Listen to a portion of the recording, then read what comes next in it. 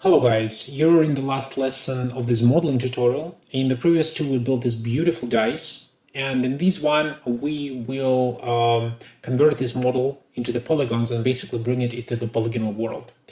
So there is a lot of people who are struggling with this. Some have problems with topology and can't unwrap it properly. Some have problems with the normal maps. Some have problems with the geometry. And there is like a common belief that you can't unwrap CAD data properly or can't unwrap it at all, let's say. This is all of this stuff is not true. The problem is that these guys just pick the wrong tool for the job.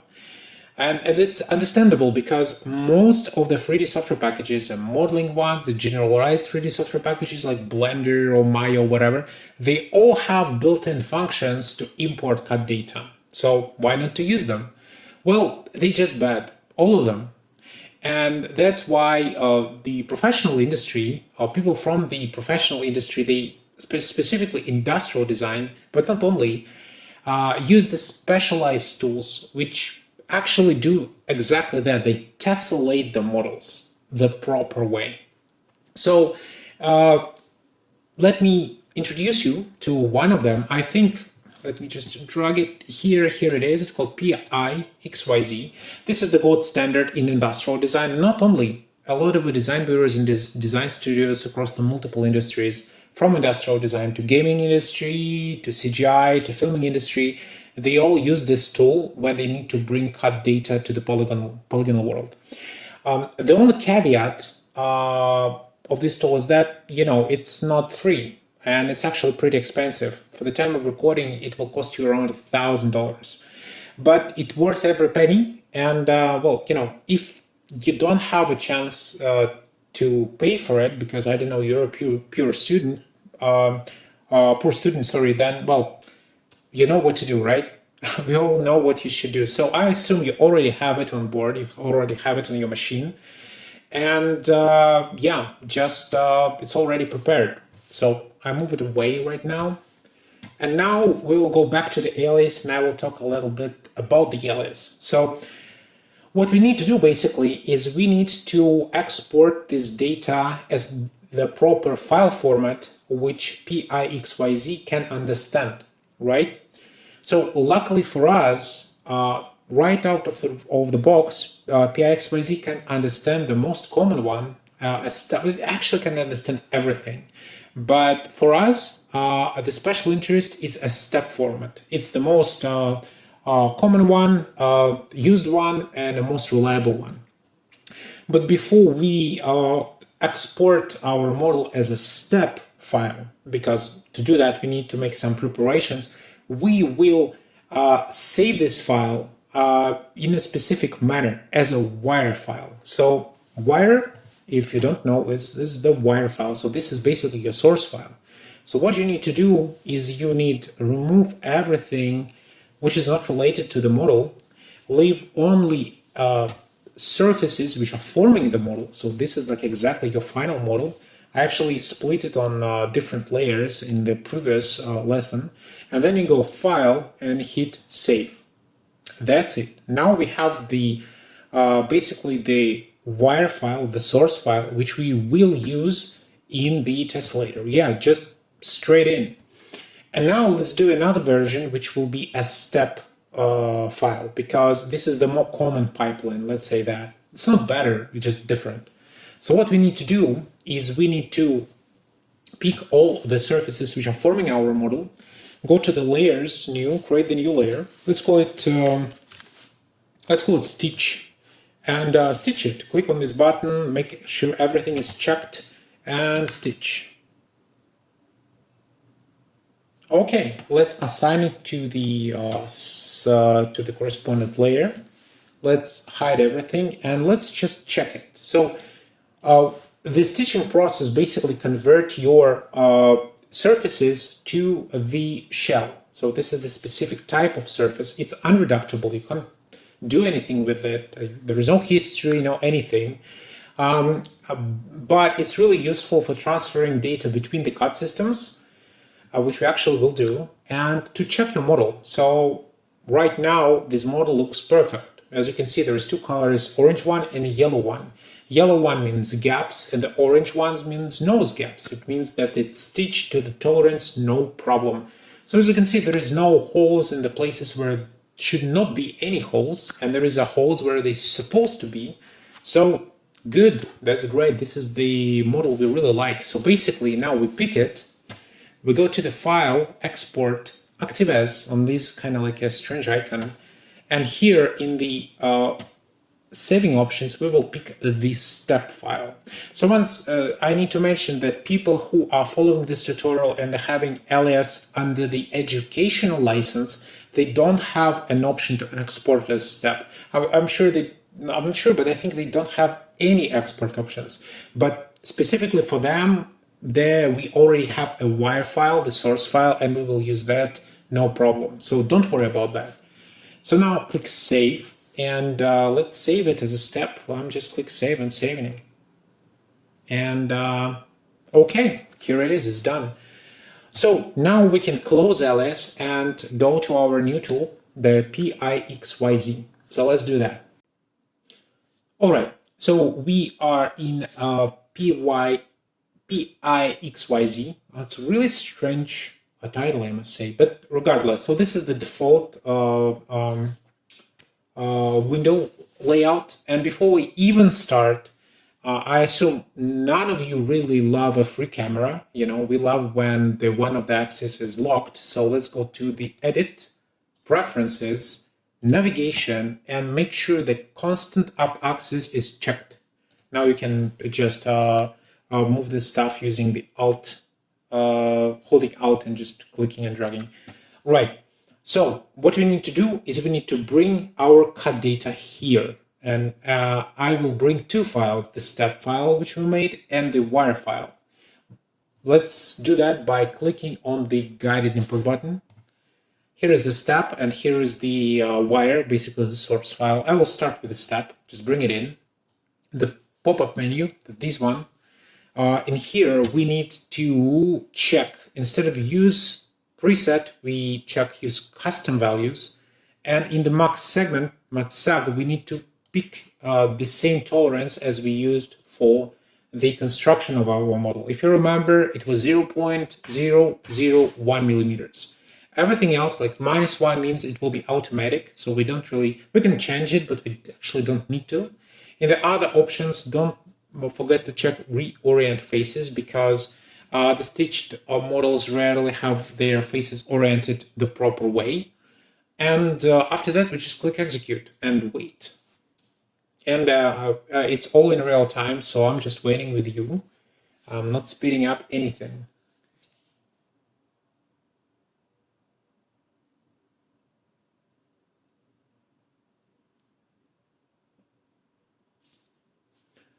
Okay, so now we have our model. This is the step model, and it's already tessellated. Now, as you can see, we have 1 million triangles. That's a lot, but once again, we are preserving the quality of the model. We spent a lot of time building this model and we want it to be perfect. If we want to retessellate it and make it like as a game asset, right, or a low poly version, if you will, like that can be the high poly and we need a low poly, then you just go to retessellate and just that will be the same pop-up and you will retessellate it. And what's cool about that is you can go back and forth. You can do lower amount and then higher amount again, and then lower amount and then higher amount again. It's just like black magic. But now when we have this element, we have this data, let's bring our wire file. And to do so, we need to do some extra steps, because even PIXYZ understands Alias format. It can't understand it out of the box. It needs some guidance.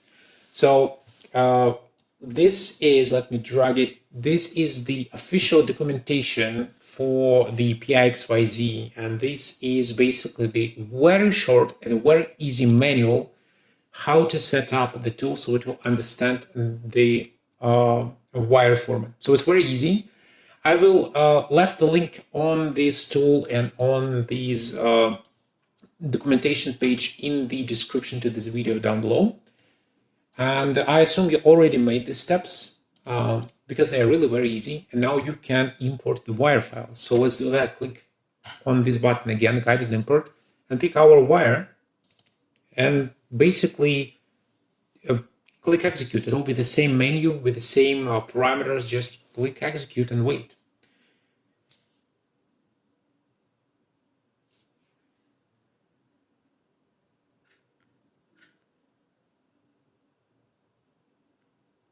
All right, so let me hide this step and left with the wire, this one. So what's good about this method is that all of our alignment, basically our file management preserved, even with the titles. So you see, it's all grouped. In comparison, when you go into the step does not. So it's all good and dandy, but first of all, it does not, and the second, it is like a big chunk, a merged piece. Don't worry though, we can always explode it by connected meshes, which we'll exactly do right now. So we can right click, explode part by connected meshes, click on this one, and let's wait a little bit.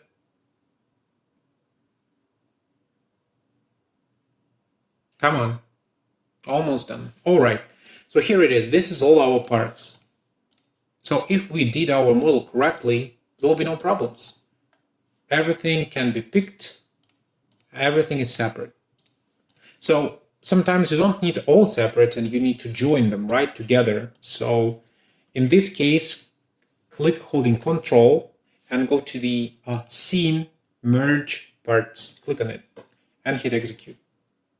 All right, now it is the single part. And if we want to explode it, we just explode it again. So let's hide this for now, and not for now, completely, I guess, and just pick these, the wire format, the wire version, sorry. So in the wire, what's good about this one, can you just please hide that? Yeah.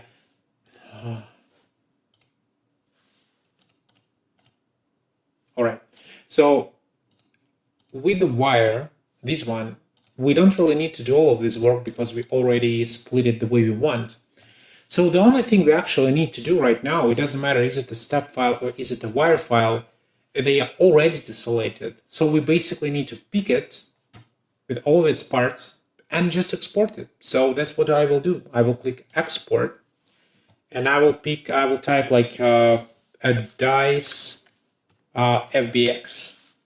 So I will be exporting it as FBX, so don't forget to check the proper file type, FBX. We really need FBX to preserve properly our normal data, our layering, basically our groups, and the overall structure. So this is the overall the better format than OBJ. Now we will click Save and wait. That's it. That's it. That's really that's all to it. Once again, you just need to pick the right tool for the job. But let's check it. So let's actually bring it in the 3D software package of choice and see how it goes. I will be using Blender. You can use any tool you like. It can be Cinema, it can be Maya, Max, doesn't matter. So let's go into the Blender. All right, so I am in the Blender now. And what I need to do is I need to import my data. Let's go File, Import, pick FBX. I will go to the folder, and this is my file. I will not do any special maneuvers here. I will left it as it is, including scale, and just click Import.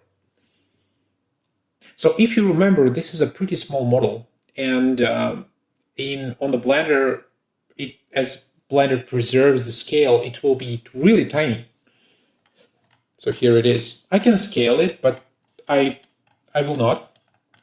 And this is a good rule of thumb, not to scale until you're absolutely sure, because sometimes you're like, oh, I need to change this stuff, or oh, I need to change that stuff, and then you go quickly rebuild it and then just import it and just only the part, and it will be placed in the same spot and replacing the old one. So it's much better than just scaling everything back and forth. Okay, so we are in the Blender. You already see that it's actually pretty good. Look at this stuff. Look at that. Let's go and check the pins. All right, that's perfect. Let us actually bring some materials in and check the highlights, right? So what I'm going to do is I will, well, first of all, actually delete the original materials because I don't really need them. So I'll pick all of them and just delete. Right, let's go to the shader editor, create just the basic materials. And by the way, let us, it's already linked to the axis. Let's unlink it.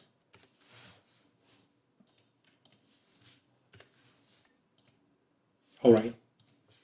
Okay, so now pick the part, create a new layer. This one will be like this one. And remove the roughness, bring the specular, like, I don't know, higher. So we will see highlights better. And then just render it. So let me go to the cycles. Let's change it GPU. It's probably will be lagging because I'm recording, but regardless, let's try. All right.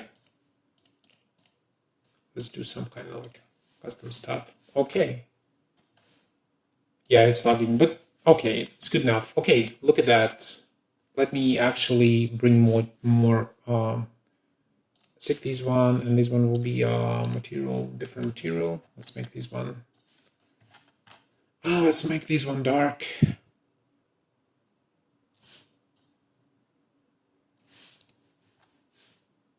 All right. So here is our model. You can check the highlights. Everything is really good. It's really, really high quality. There is no problem whatsoever with the normals. There is no problems with the structure and the topology, which I guess is really interesting. We will check in a second. So let me check it like this. All good. There is no problem. Let's check with the different HDRI. I don't know which one is better. Oh yeah, just perfect. It's basically the same. It's basically the same. So all our hard work, it's all here. No compromises. Okay, cool. Now, let me go back to this one. I like it a little bit more. All right, now let's go to back to the modeling layout and let's just check the topology. So let me pick this one. Let's isolate it and let's check the topology. Okay, look at that.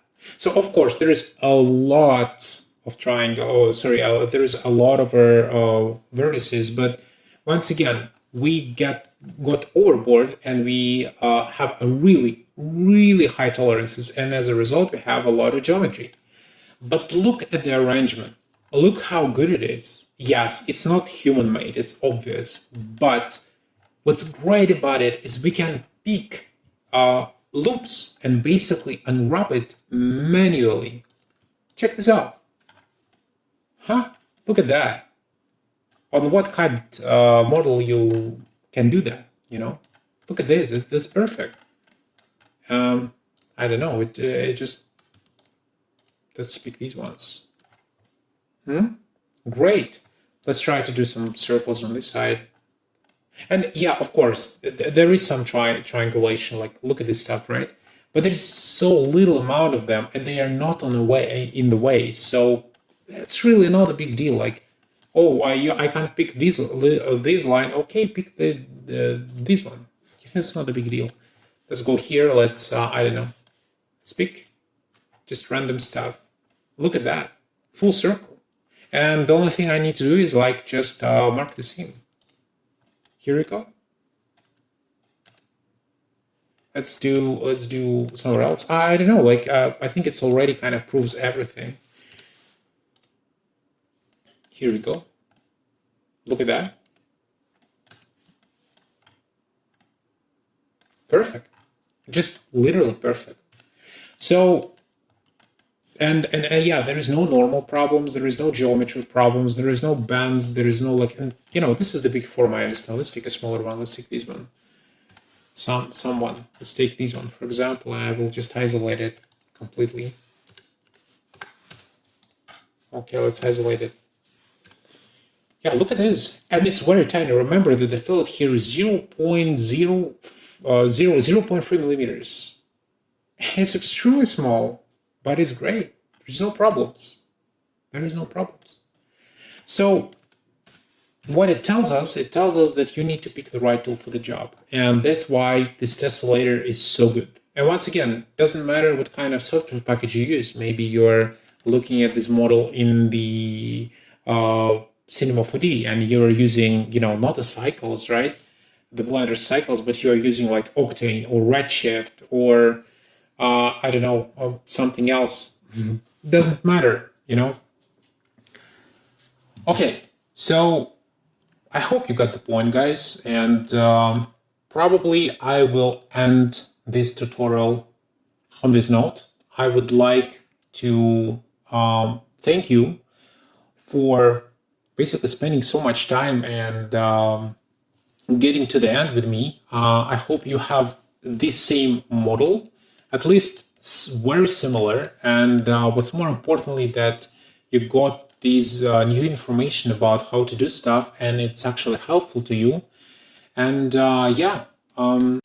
once again, thank you very much and goodbye.